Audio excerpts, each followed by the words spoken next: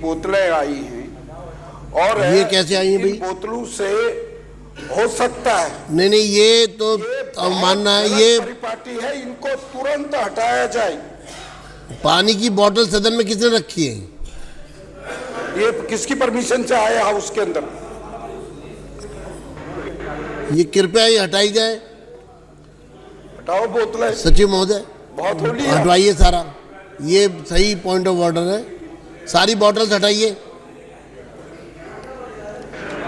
सही है बे। चलिए शुरू करिए। आदरणीय अध्यक्ष जी, आपने मुझे, अरे भाई ले जाओ इनको, हटाओ यहाँ से। धन्यवाद मोहन सिंह बीज जी, आपने ध्यान आकर्षित किया सदन का। किसी की भी पड़ी हो, सत्ता हो या विपक्ष हो। अध्यक्ष महोदय, आपने मुझे दिल्ली के शिक्षा के संबंधी शुल्क निराधारण विनिमय पारदर्शिता के बारे में इस सदन के अंदर चर्चा के लिए आपने मुझे बुलाया।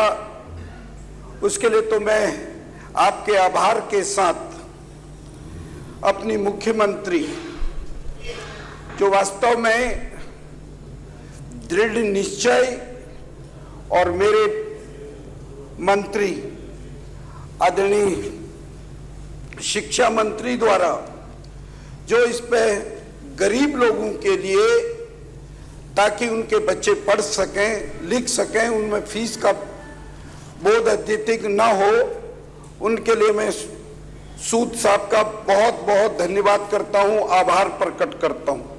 अध्यक्ष महोदय, ये सत्य है, हम तो बचपन के अंदर जब स्कूलों में जाते थे तो स्कूल के बाहर एक नारा लिखा होता था, शिक्षार्थ आइए और सेवार्थ के लिए जाइए।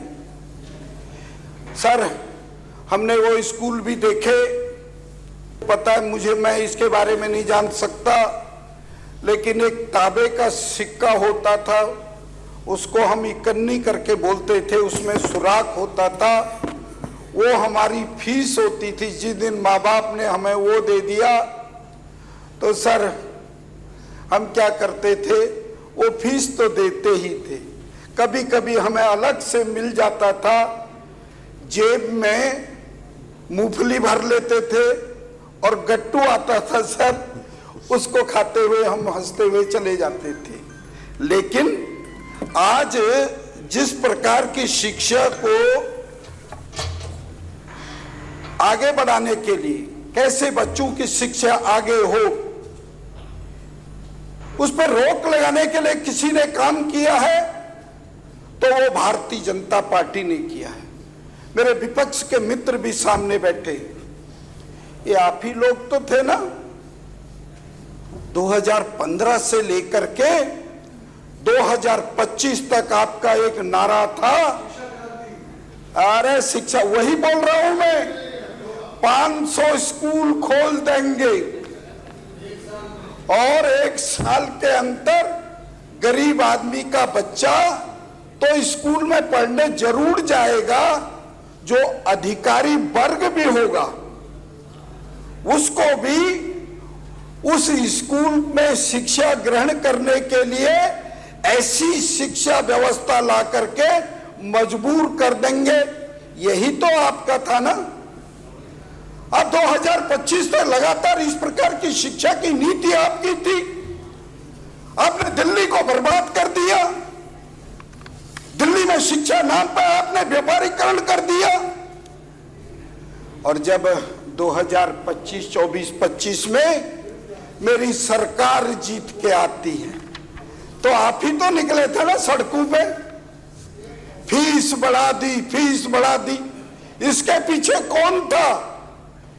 ये आपकी ही करनी थी, जिसकी वजह से दिल्ली के लोगों को इस शिक्षा का इतना बड़ा बोझ और प्राइवेट स्कूल में जाने के लिए आपने मजबूर किया।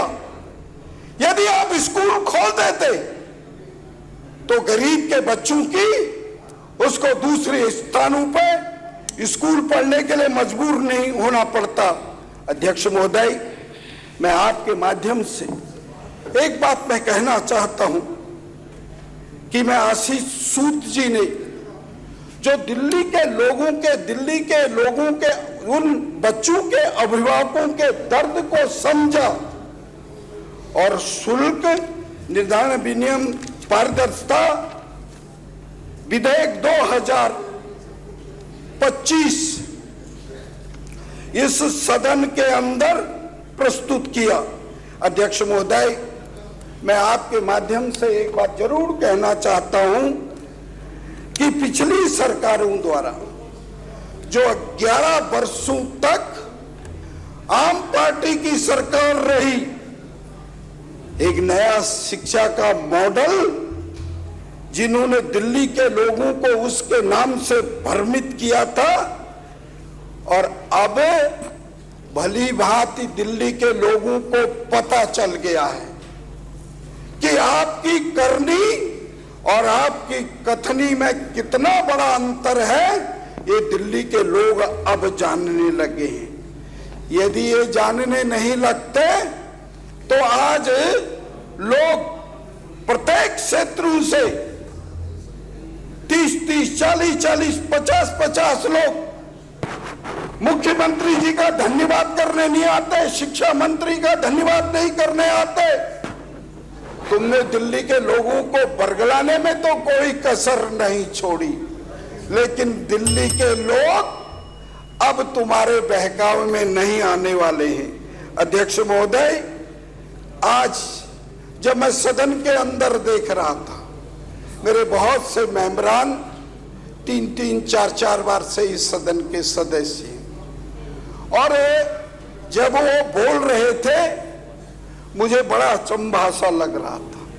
अचंभा इसलिए लग रहा था, उन्होंने तो एक बात मन के अंदर ठान ली कि सरकार का कोई भी बिल आ जाए, उस बिल का हम विरोध करेंगे, तो सेलेक्ट कमेटी का बहाना बना करके सदन को डिस्टर्ब कर रही थे। और चिंता मत कर कुलदीप, सब जानते हम। अध्यक्ष महोदय, यदि दिल्ली के लोगों को इनकी शिक्षा की नीति इतनी अच्छी लगती तो इनकी संख्या 22 नहीं रहती।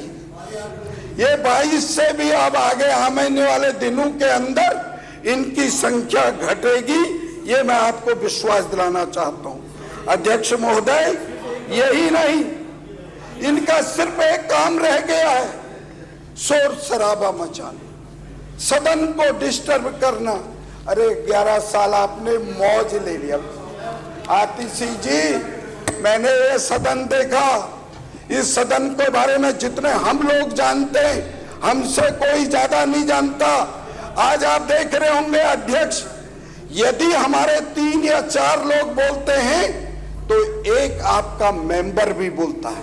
आपने क्या किया था उस समय में, चाहे उधर से विजेंद्र गुप्ता जी होते थे, मैं होता था, सर 2 मिनट भूल गए आप। जब तक हमको भूमिका बनानी होती थी 2 मिनट के बाद बाहर का रास्ता दिखा देते थे।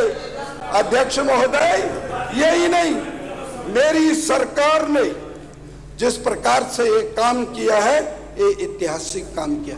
आपकी सरकार ने क्या किया? अरे कमरों का प्लास्टर करने का, उन कमरे बनाने का, और सर वो कमरे कैसे बनाए थे? वो TRN पत्थरों का कमरा बनाया था सर। ये 30 से लेके 40 हजार रुपया, 40 लाख रुपया, सॉरी 30 लाख से 40। चलिए, धन्यवाद। आपने एक अब आगे बजट दिखाया। अध्यक्ष महोदय, वास्तव में देश के विकास को आगे बढ़ाना है, देश को आगे लेके जाना है, तो शिक्षा हमारी ठीक होनी चाहिए, ये मैं निवेदन करना चाहता हूं। एक बात मैं जरूर कहूंगा अध्यक्ष महोदय, आज इस प्रकार ने सरकार ने प्राइवेट स्कूल और मैनेजमेंट में प्रत्येक वर्ष में विभिन्न शुल्क जो लगाए जा रहे हैं या सरचार्ज किए जा रहे हैं, उन पर रोकने का काम मेरी सरकार ने किया। मैं चलिए, धन्यवाद जी। सरकार अब मैं फीस हो, पत्र शुल्क हो, वार्षिक शुल्क हो, कंप्यूटर शुल्क हो, पुस्तकालय का शुल्क हो, प्रयोगशाला शुल्क हो, सतर्कता धनराशि हो, अभिभावकों को बहुत बड़ा कर्ज जो बोझ था उनके ऊपर, उसको आपने जो रोकने का काम किया, वास्तव में भारतीय जनता पार्टी की सरकार, चलिए, धन्यवाद। इसके लिए अभिनंदनीय है। बहुत बहुत धन्यवाद। नमस्कार। श्री तरविंदर, मान्य सदस्य श्री तरविंदर सिंह मारवा।